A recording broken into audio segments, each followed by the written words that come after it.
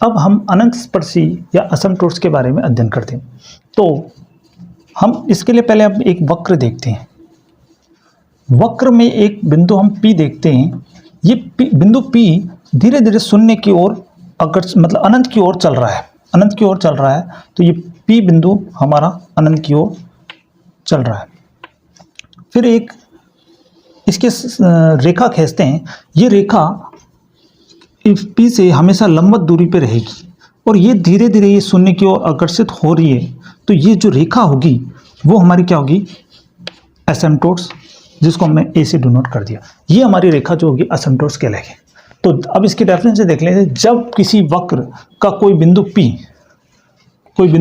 वक्र के अनुदिश अनंत की ओर चले और ऐसा होने पर किसी सरल रेखा P की लंबवत दूरी शून्य की ओर प्रवृत्ति, मतलब ये दूरी हमेशा शून्य की ओर प्रवृत्ति धीरे धीरे कम हो रही है, प्रवृत्ति हो रही है, तब वह सरल रेखा वक्र की अनंत स्पर्शी कहलाती है। अब ये हमने अनंत स्पर्शी की रेफरेंस पढ़ ली। अब दूसरी हमारे तीरक असमटोट्स, जो असमटोट्स अक्षों के समांतर न हो वो क्या कहलाती है? हमारी तीरक असमटोट्स। दो प्रकार की असमटोट्स होती है, एक समांतर होती है और एक तीरक होती है। तो अब जो असमटोट्स अक्षों के समांतर न हो वो हमारी क्या कहलाएगी? तीरक असमटोट्स कहलाती है। n घात के बीजीय वक्र की अधिकतम असमटोट्स की संख्या कहते हैं n होती है। जैसे इक्वेशन हमारे पास है x4 + 3x³ + 2x² + x + y = 0 की मैक्सिमम असमटोट्स कितनी होंगी? x4 है तो इसमें कितनी 4 घात है, तो इसकी असमटोट्स कितनी 4 हो सकती है, मैक्सिमम 4 हो सकती है। अनंत स्पर्शी की डेफिनेशन के बाद में अब हम अनंत स्पर्शी कैसे याद करते हैं उसके बारे में देखते हैं। तो अनंत स्पर्शी दो प्रकार की हो सकती है, एक तो समांतर अनंत स्पर्शी हो सकती है, दूसरी हमारी तीरक अनंत स्पर्शी होती है। तो सवाल हमसे पहले पूछा गया है समानांतर अनंत स्पर्शी। तो सवाल हमको दे रखा है a³ - b³ - y³ = 1 की अक्षों के समांतर अनंत स्पर्शी निकालनी। तो अक्षों के समांतर अनंत स्पर्शी निकालने के लिए हमको पहले भी जो भी इक्वेशन दे रखी है उसका एलसीएम लेंगे। तो एलसीएम लेंगे तो क्या होगा? a³ y³ - x³ b³ upon x³ y³। x³ y³ को हम उधर भेजेंगे और फिर हो जाएगा हमारी equation a³ y³ - x³ b³ - x³ y³ = 0। ये हमारी इक्वेशन हो जाएगी। अब देखो अक्षों के समांतर जब x अक्ष की अनंत स्पर्शी निकालनी है, x अक्ष के समांतर अनंत स्पर्शी निकालनी है, तो हमको x की उच्चतम घात को क्या करना पड़ेगा? शून्य के बराबर करना पड़ेगा।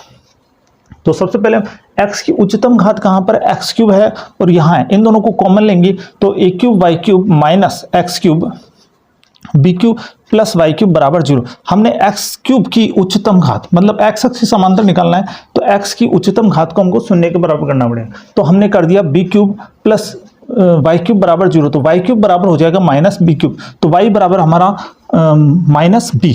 ये हमारा क्या निकल गया? एक असमटोट्स निकल गया, x अक्ष के समांतर असमटोट्स निकल चुका है। अब y अक्ष के समांतर अनंत स्पर्शी निकालने के लिए उसी इक्वेशन को वापस लेंगे। अब की बार क्या है? y की उच्चतम घात को के समांतर अनंत स्पर्शी निकालनी है, तो y की उच्चतम घात को शून्य के बराबर करना है। तो y³ कोष्टक में a³ - x³ - x³ y³। तो हमको y³ की जो पावर है, y की उच्चतम घात है, उसको हमको शून्य के बराबर करना है। तो यहाँ पर देखो -x³ उधर गया तो ये -a³, माइनस से माइनस कट गया, x बराबर हमारा a आ गया। ये तो हमारी निकल गई y बराबर -b और x बराबर a। इस सवाल की अक्षों के समांतर अनंत स्पर्शी आ चुकी है। अब नेक्स्ट सवाल हम देखो x y³ + y³ y = a4 की अक्षों के समांतर अनंत स्पर्शी निकालनी है, यानी एसिम्प्टोट्स निकालनी। तो इसमें हम देखो, इसमें हमको y की x अक्ष के समांतर अनंत स्पर्शी निकालनी है, तो हमको x की जो उच्चतम घात को शून्य के बराबर, यहाँ पर x की उच्चतम घात कहाँ है? x³। तो x³ की अगर घात हम देखेंगे तो उसके पास में क्या है? y। तो y बराबर हमारा 0 क्या हो गया? x अक्ष के समांतर अनंत स्पर्शी हो जाएगी y बराबर 0। अब y³ की उच्चतम घात है, y की उच्चतम घात y³ है और उसके पास में क्या है? x। तो y³ की जो पावर हम 0 करेंगे तो y अक्ष के समांतर अनंत स्पर्शी हो जाएगी हमारी x बराबर 0। इसी प्रकार नेक्स्ट सवाल है हमारा a² - b² - y² = 1 की अक्षों के समांतर अनंत स्पर्शी निकालनी है। तो इसका वापस हम एलसीएम लेंगे तो यहाँ हो जाएगा x² y² minus A square Y square plus B square X square बराबर 0, ये हमारी इक्वेशन बन जाएगी। अब एक्स के समांतर तो एक्स की उच्चतम घात हम एक्स स्क्वायर कॉमन ले लेंगे इन दोनों में से, तो यहाँ पर और कॉमन आ जाएगा y square plus B square, उसको हम 0 करेंगे तो वाई बराबर क्या आएगा हमारा, काल्पनिक आ जाएगा, क्योंकि वाई की वैल्यू काल्पनिक निकलेगी इससे। तो असिम्प्टोट्स हमारे काल्पनिक भी निकल सकती है। वाई अक्ष के समांतर अनंत स्पर्श निकालने के लिए हम इसमें से वाई की उच्चतम घात यानी वाई स्क्वायर कॉमन लेंगे, तो यहाँ से हमारा x square minus A square common आएगा, तो हमारा एक्स बराबर प्लस माइनस ए आ जाएगा। इस प्रकार हम अक्षों के समांतर अनंत स्पर्श निकाल सकते हैं। हम समांतर अनंत स्पर्श निकाल रहे थे, तो समांतर अनंत स्पर्श हम क्या कर रहे थे, उच्च घात को हम शून्य के बराबर कर रहे थे। तो अब हम इस वक्र में, इस क्वेश्चन में हम देखेंगे कि x cube plus 2x square y minus x y square minus 2y cube plus x y minus y square बराबर 1 की अनंत स्पर्श निकालें। तो x और y की उच्चतम घात को हम गुणांक देखते हैं। हमारे पास दो ही अनंत स्पर्श हो सकती है, या तो समांतर अनंत स्पर्श हो सकती है या तीरक अनंत स्पर्श हो सकती है। तो हम पहले समांतर अनंत स्पर्श देखते हैं, समांतर अनंत स्पर्श नहीं निकलेगी तो हम तीरक अनंत स्पर्श निकालेंगे, उसका एक प्रोसेस है। तो x और y की उच्चतम घात अगर हम देखते हैं तो x की उच्चतम घात x क्यूब है, और वो हम देखते हैं उसमें क्या है, कांस्टेंट आ गया।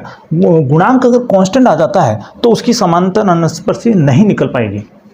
इधर भी हम y क्यूब की हम देखते हैं गुणांक उच्चतम घात को, तो वो -2 आ गया। तो इसका मतलब हमारी x और y की उच्चतम घात के गुणांक क्या आ गए, कांस्टेंट आ गए। तो इस कंडीशन में हमारे अक्षों की समांतर अनंत स्पर्श नहीं है। अब हम तीरक अनंत स्पर्श निकालेंगे। तो तीरक अनंत स्पर्श निकालने का एक प्रोसेस होता है। प्रोसेस क्या है, उसमें सबसे पहले हम x बराबर 1 और y बराबर m पुट करेंगे। तो उसमें पहले हम फाई 3m निकालें। फाई 3m का मतलब ये होता है कि हमको तीन पावर देखनी है, और उसमें x बराबर 1 और y बराबर m रखेंगे।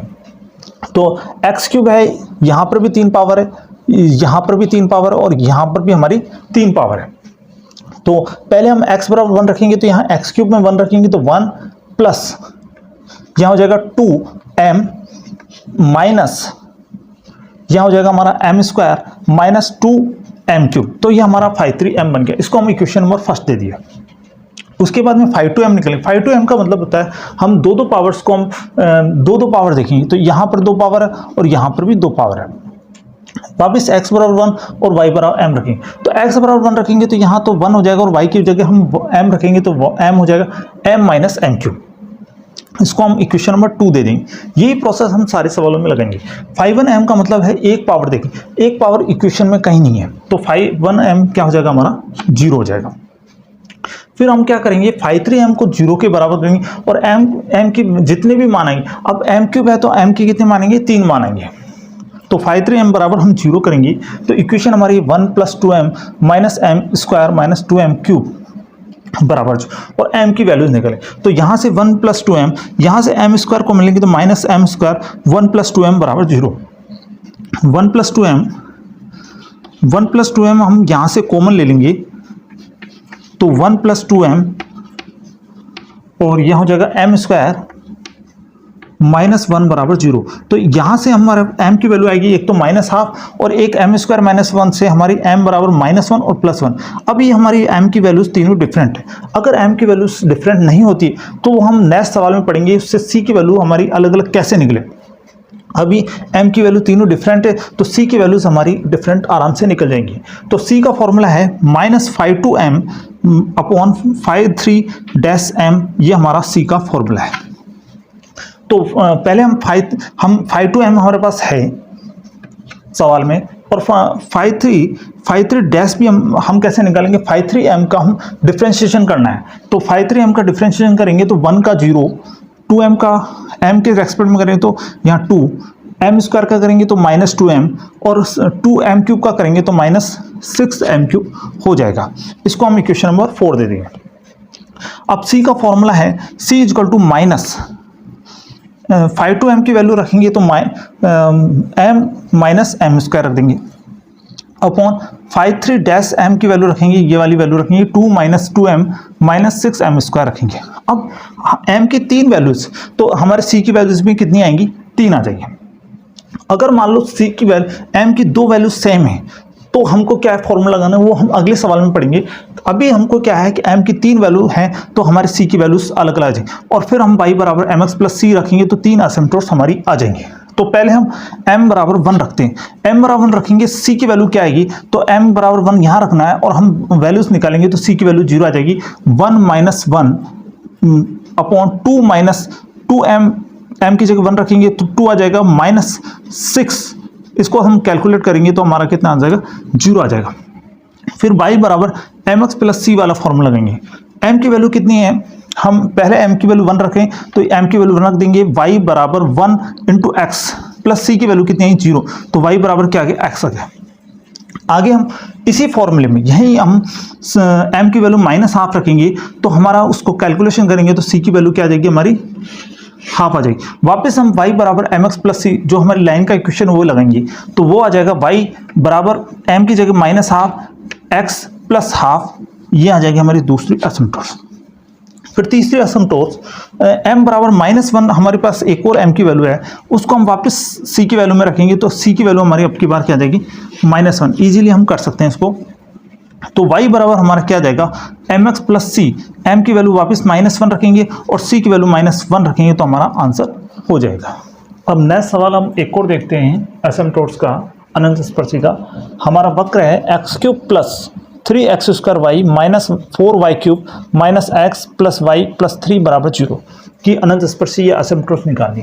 अक्षों के समांतर अनंत स्पर्शी इसमें देखते हैं तो इसमें उच्चतम घात हम देखते हैं, उच्चतम घात अगर का गुणांक हमारा अचर होता है तो उसकी एसिम्पटोट अक्षों के समांतर नहीं निकलती। तो इसमें देखेंगे x³ का उच्च घात यहाँ पर 1 है और वो हमारा 1 क्या है, हमारा अचर है, तो इसका कंडीशन में हमारे अक्षों के समांतर अनंत स्पर्शी नहीं निकल सकती। y³ में भी हमारा उच्चतम घात देखते हैं तो हमारा 4 है और 4 यानी हमारी अचर है, तो इसमें अक्षों के समांतर अनंत स्पर्शी नहीं निकल सकते।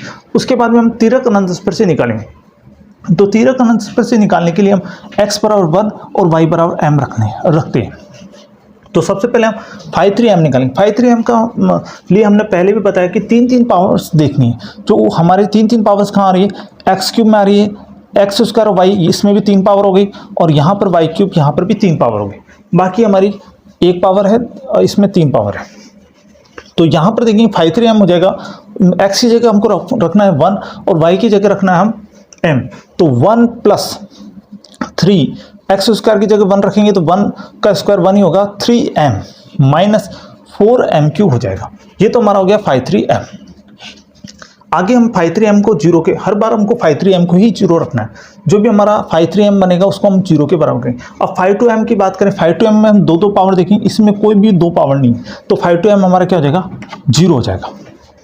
फिर हम एक पावर देखेंगे तो φ1m हमारा क्या हो जाएगा, φ1m इसमें भी 1 पावर है और यहाँ पर भी 1 पावर है, तो ये हमारा φ1m हो जाएगा हमारा 3 में कोई पावर नहीं, तो यहाँ पर φ1m x की जगह तो हम 1 रखेंगे और y की जगह m रखेंगे तो m-1 हो जाएगा हमारा φ1m। आगे हम φ3m को 0 के बराबर करेंगे। तो φ3m को हम 0 के बराबर करेंगे तो हम देखेंगे 1 प्लस 3m माइनस 4m³ बराबर 0 हो जाएगा। अब हमको m का एक फैक्टर देखना पड़ेगा, इसको हम m की 3 वैल्यू निकलेगी तो हम देखें m बराबर 1 रखने पर ये हमारा 0 हो जाएगा, या तो आप m-1 का पूरी इक्वेशन में डिवाइड कर दो तो भी हमारा फैक्टर मिल जाएगा। बाकी हमारा एक तरीका ये है कि m-1 को 3 बार लिख दो। उसके बाद में हम इस इक्वेशन को बनाएंगे तो -4m³ से इसको इंटू करेंगे m-1 को, और -4m से इसको m-1 से इंटू करेंगे और -1 को m-1 से इंटू करेंगे तो हमारी ऊपर वाली इक्वेशन मिल जाएगी। और फिर हम m-1 को हम कॉमन ले लेंगे और इसमें से माइनस कॉमन आ जाएगा, तो हमारा माइनस कॉमन आने के बाद में ये कोष्टक में बन जाएगा 4m² प्लस 4m प्लस 1 बराबर कोष्टक बंद m-1 बराबर 0। तो यहाँ से हमारा m-1 आ जाएगा और ये हमारा बन जाएगा 2m प्लस 1 का होल स्क्वायर और ये हो जाएगा हमारा m-1 बराबर 0।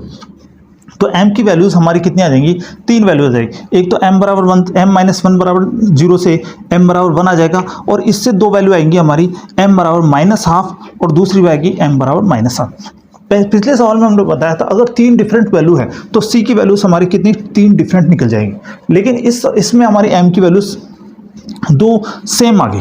तो ऐसी कंडीशन में हमको दूसरा तरीका, पहले तो हम सिंपल m बराबर 1 के लिए जो हमारी डिफरेंट वैल्यू है उसके लिए तो फॉर्मूला वही रहेगा जो पहले था। तो उसके लिए पहले हम फाई थ्री डैश एम निकाल लेते हैं।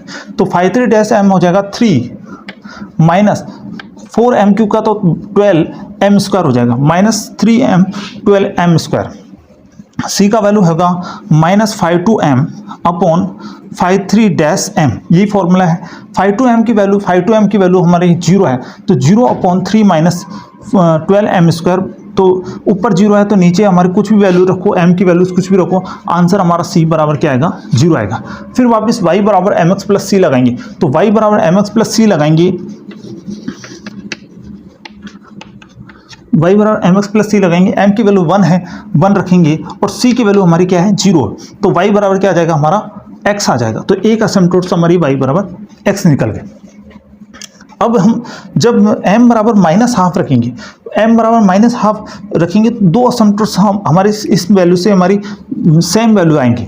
तो इसलिए हमको क्या करना पड़ेगा, m बराबर माइनस हाफ से हमको एक ही c मिलेगा। इसके लिए हमको एक फॉर्मूला याद करना पड़ेगा, C square upon factorial 2 5/3m plus c 5/2m plus 5/1m बराबर 0। इसको कैसे याद रखोगे, पहली बात तो 5/3m तो पहले ही हमको काम हो चुका है, तो अब हमारा 5/3m काम आएगा, 5/3m काम आएगा।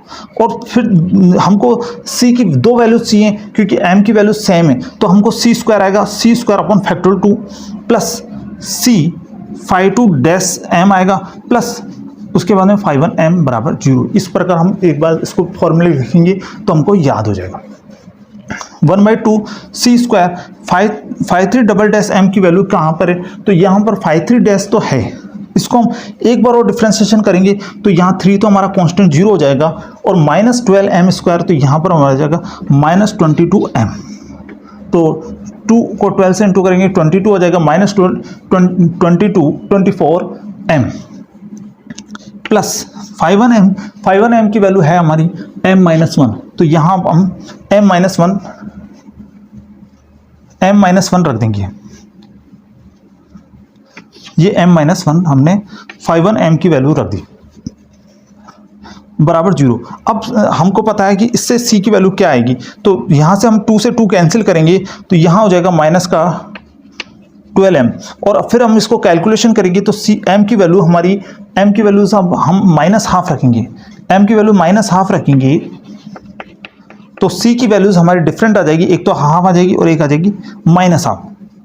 m की वैल्यू माइनस हाफ रख देंगे यहाँ पर और यहाँ पर, और फिर c की वैल्यू हम c स्क्वायर में इक्वेशन बनेगी, c स्क्वायर में जो इक्वेशन बनेगी उससे c की वैल्यू एक तो हाफ आएगी और एक आएगी माइनस हाफ। तो अब y बराबर mx प्लस c वाला फॉर्मूला वापस लगाएंगे, तो हमारे पास c की m बराबर माइनस हाफ के लिए और माइनस यहाँ पर दो वैल्यूज m बराबर माइनस हाफ और माइनस हाफ के लिए एक बार c की वैल्यू हम हाफ रख लेंगे और एक बार हम रख लेंगे माइनस हाफ। तो एक बार इक्वेशन बनेगी y बराबर minus half x plus half और एक बार y बराबर minus half x minus half equation बनेगी। तो अब हम इस सवाल में देखते हैं, इस सवाल में हमको निरीक्षण विधि से भी हम इस सवाल को अनंत स्पर्श से निकाल सकते हैं। तो निरीक्षण विधि में हम अनंत स्पर्श किस प्रकार निकालते हैं वो देखो। तो इसमें क्या देखो, यहाँ पर ये x को हम x से इंटू करते हैं तो यहाँ x स्क्वायर बनता है और x को वापस x से इंटू करते हैं तो x क्यूब बनता है। तो ये जो हमारा फॉर्म बनेगा वो f3 का बनेगा। और इसमें हम देखते हैं कि ये हमारा x की टर्म एक ही आ रही है, तो यहाँ हमारा बन जाएगा f1। अगर मान लो डिफरेंस f3 प्लस f1 मतलब 2 का डिफरेंस हो, न्यूनतम 2 का डिफरेंस हो, तो हमारी f3 बराबर 0 क्या हो जाएगी, हमारी एसिम्पटोट्स या अनंत स्पर्श हो जाएगी। तो यानी कि f3 बराबर 0 का मतलब अलग अलग हमारी इनको 0 करेंगे वो हमारी अनंत स्पर्श हो जाएगी। तो ये x minus Y plus 2, 2x minus 3y plus 4, 4x minus 5y plus 6 बराबर 0। तो हमारी एक एसिम्पटोट्स हो जाएगी x माइनस वाई प्लस 2 बराबर 0। फिर दूसरी एसिम्पटोट्स हो जाएगी 2x माइनस 3y प्लस 4 बराबर 0। 4x और फिर तीसरी असेंबली हो जाएगी 4x माइनस 5y प्लस 6 बराबर 0। ये हमारे को छोटे सवालों में ऐसे सवाल मिल सकते हैं, तो हमको आसानी से असेंबटोर्स निकाल लेंगे। ऐसे ही हमारे एक और सवाल है y माइनस 2x का होल स्क्वायर कोष्टक वापस चालू 3x plus 4y plus 3 कोष्टक y minus 2x 3x plus 4y minus 5 बराबर 0। अब इसमें हम देखेंगे y माइनस 2x और 3x प्लस 4y इसमें से कॉमन आ जाएगा, तो हमारे एक तो बचेगा यहाँ से y माइनस 2x और इधर से बचेगा प्लस 3 कोष्टक बंद माइनस 5। अब ये वापस हमारा जो रूप बन गया है उसमें देखेंगे y को y से इंटू करेंगे y स्क्वायर और y को y से इंटू करेंगे y क्यूब बन गया, तो यहाँ हमारा बन जाएगा f3 प्लस f0, क्योंकि वहाँ पर हमारा कोई भी पावर्स नहीं है, x की कोई पावर नहीं है। तो अब इसमें f3 प्लस f0 बराबर 0। हमने क्या कहा था कि अगर 2 का डिफरेंस होना चाहिए, 2 से अधिक भी हो तो भी हमारा क्या है, वो भी हमारी एसिम्पटोट्स होगी। तो यहाँ हमारा एसिम्पटोट्स क्या हो जाएगी, f3 बराबर 0। तो f3 जो भी है उसका हम सेपरेटली लिखेंगे, वो हमारी एसिम्पटोट्स जाएगी। तो एक एसिम्पटोट्स जाएगी y माइनस 2x बराबर 0, दूसरी हो जाएगी 3x प्लस 4y बराबर 0 और फिर तीसरी हो जाएगी y माइनस 2x प्लस 3 बराबर 0। इस प्रकार हम आसानी से इसके एसिम्पटोट्स निकाल सकते हैं। आगे हमको एक और सवाल है x square minus y square x plus 2y plus 1 plus x plus y plus 1 बराबर 0। तो इसको हम ऐसे लिख सकते हैं x minus y x plus y और x plus 2y plus 1 plus x plus y plus 1 बराबर 0। तो यहाँ पर भी देखो ये x को x से इंटू करेंगे x स्क्वायर, फिर इसको x से इंटू करेंगे x क्यूब, तो ये भी हमारा क्या बनेगा f3 प्लस इसमें पावर्स 1 है तो हम f1 कह सकते हैं, f3 प्लस f1 बराबर 0। तो f3 बराबर 0 हमारी क्या हो जाएगी, अनंत स्पर्श जाएगी। तो इसको अलग अलग हम 0 करेंगे तो x माइनस वाई बराबर 0 एक एसिम्पटोट हो जाएगी, x प्लस वाई बराबर 0 एक दूसरी एसिम्पटोट हो जाएगी और x प्लस 2y प्लस 1 बराबर 0 हमारी तीसरी अनंत स्पर्शी हो जाएगी। तो हमारा नेक्स्ट सवाल ये है, सिद्ध कीजिए कि त्रिपद वक्र के अनंत स्पर्शी वक्र को 3 बार काटती है तथा रेखा x माइनस वाई प्लस 1 बराबर 0 पर स्थित है। तो हमको इक्वेशन ये दे रखी है X cube minus 2y cube plus x Y कोष्टक में 2x minus Y plus Y into X minus Y plus 1 बराबर 0। ये हमको इक्वेशन दे रही है, इसको हम इक्वेशन नंबर फर्स्ट दे देंगे। अब सबसे पहले हम ऐसे सवाल आते हैं तो हमको सबसे पहले क्या करना पड़ता है, जो भी वक्र दे रखी है उसके अनंत स्पर्शी निकालनी पड़ती है और फिर अनंत स्पर्शी का हमको संयुक्त समीकरण निकालना पड़ता है और संयुक्त समीकरण से जो हमारा सवाल होता है उसको माइनस करना पड़ता है और वो माइनस करने पर जो इक्वेशन बचती है वही हमारी क्या हो जाती है, सरल रेखा या कोई सी भी हो या दीर्घवृत्त है, कुछ भी आ सकता है। तो अभी हमारा इनका ये रेखा आएगी, इसमें पहले हम संयुक्त समीकरण बनाएंगे। तो अनंत स्पर्शी हमको निकालने का जो हमने तरीका बताया वो पहले वाला जो तरीका वही लगाएंगे। तो इसमें हम तीरक अनंत स्पर्शी निकालेंगे क्योंकि समांतर निकल नहीं सकती। तो 5,3m निकालेंगे। 5,3m का मतलब 3 हम वैल्यूज देगी, इसमें x बराबर 1 और y बराबर हमको रखना पड़ेगा m रखेंगे। तो ये सवाल हम देखते हैं। तो 5,3m बराबर हो जाएगा 1 माइनस 3 देखें तो x cube minus 2y cube. अब इसको इंटू करेंगे एक्स वाई को तो एक्स स्क्वायर और 2x स्क्वायर y आएगा। तो यहाँ आ जाएगा हमारा 2m माइनस m स्क्वायर। तो हम देख सकते हैं 3 का जो भी पेयर बनेगा उससे हमारा निकलेगा 5,3m। अब 2 को देखेंगे तो एक तो हमारा एक्स वाई बनेगा और एक बनेगा y स्क्वायर, दो का पेयर। उससे हम देखेंगे तो x बराबर 1 और y बराबर m रखेंगे तो 5,2m निकल जाएगा, m माइनस m स्क्वायर। उसके बाद में हम 5,3m को हम 0 के बराबर करेंगे। पहले हम 5,3-m भी निकाल लेते, तो 5,3-m निकालेंगे तो 2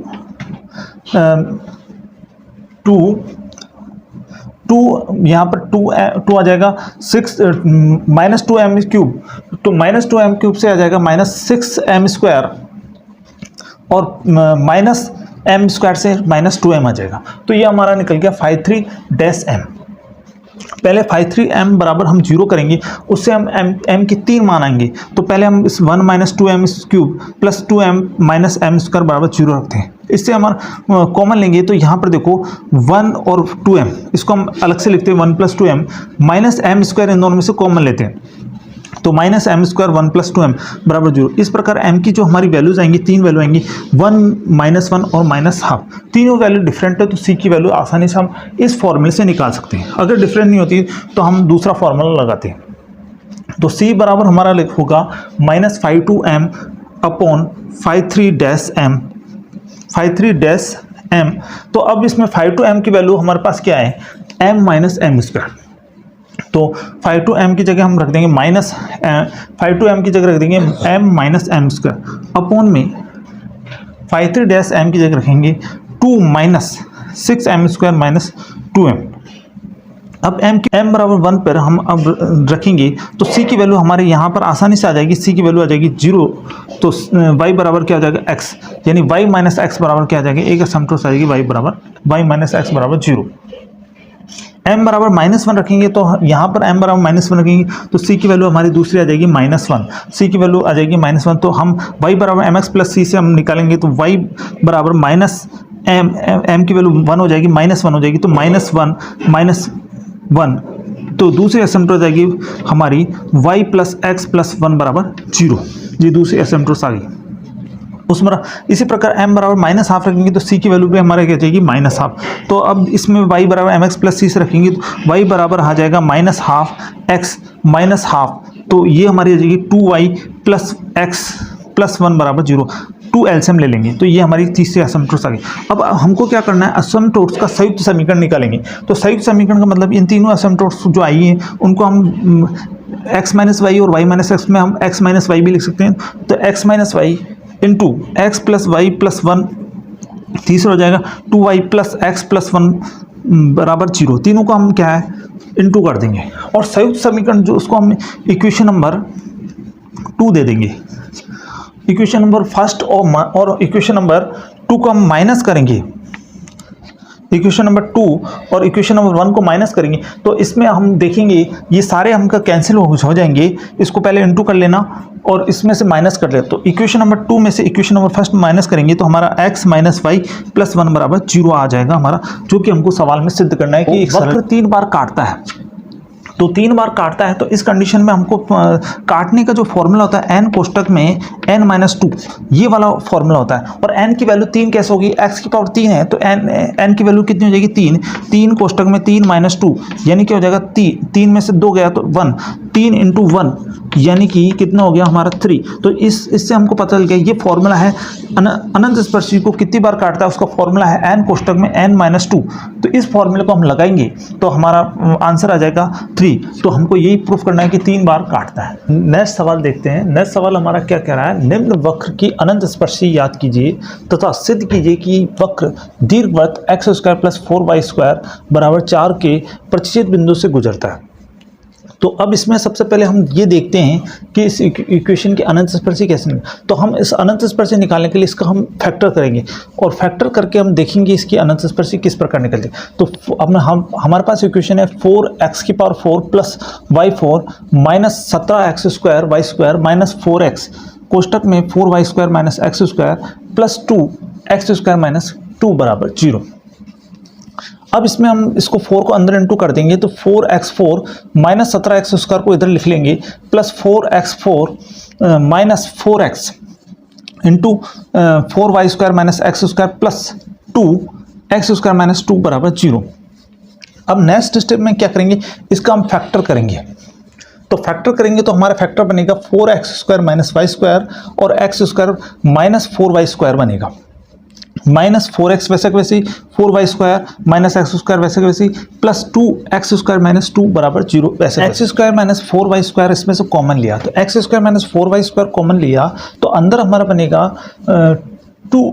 पहले इसमें समझेंगे तो x² - 4y² हमने कॉमन ले लिया तो अंदर हमारा जो बनेगा, इधर देखो, इधर हमारा बनेगा 4x² - y² और इधर अगर हमको 4y² - x² कॉमन लेना है तो यहाँ पर ये माइनस हमको बाहर कॉमन लेंगे तभी हमारा x² - 4y² कॉमन आएगा तो यहाँ प्लस हो जाएगा प्लस 4x और बचेगा हमारा 4x बचेगा। अब हमको होल स्क्वायर बनाना तो हम +1 ऐड करेंगे और -1 ऐड करेंगे तो यहाँ पर 4x² प्लस 4x प्लस 1 ये हमारा बन जाएगा 2x प्लस 1 का whole square minus y² minus 1 ये बनेगा। तो हम इसमें देख सकते हैं x² माइनस 4y² अपना कॉमन आ गया, अंदर क्या बचा 2x प्लस 1 का whole square minus y² minus 1 plus 2x² minus 2 बराबर 0, वैसे के वैसे ही। अब आगे हम देखते हैं तो x² माइनस 4y² और यहाँ पर हमारा 2x प्लस 1 का होल स्क्वायर माइनस y², ये माइनस 1 हम इसमें वापस इसको इनटू करेंगे यहाँ पर, तो ये हो जाएगा हमारा माइनस का x² और minus minus plus 4y² minus, इसको हम अंदर इनटू करेंगे तो यहाँ हो जाएगा माइनस का ये प्लस का 2x² होगा, प्लस का 2x² होगा यहाँ पर, माइनस का 4 बराबर 0। अब इसको हम x² माइनस 4y² को लिख सकते हैं x minus 2y, x plus 2y ये लिख सकते हैं। उसके बाद में यहाँ पर a² माइनस b² का फॉर्मूला बनेगा, तो यहाँ हो जाएगा 2x प्लस y प्लस 1 और यहाँ पर बन जाएगा 2x माइनस y प्लस 1। तो यहाँ हम देख सकते हैं 2x प्लस 1 प्लस y है और 2x plus 1 minus y plus x² plus 4y² minus 4 बराबर 0। ये हम साधारण कैलकुलेशन कर सकते हैं।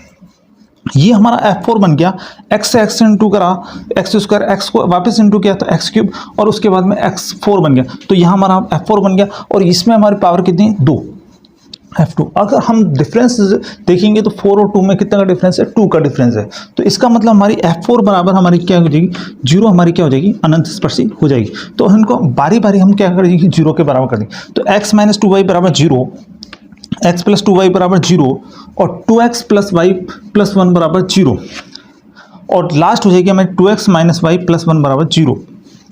अब इन असिम्प्टोट्स का हम संयुक्त समीकरण निकालें। पहले हम इसको इक्वेशन नंबर फर्स्ट दे देंगे।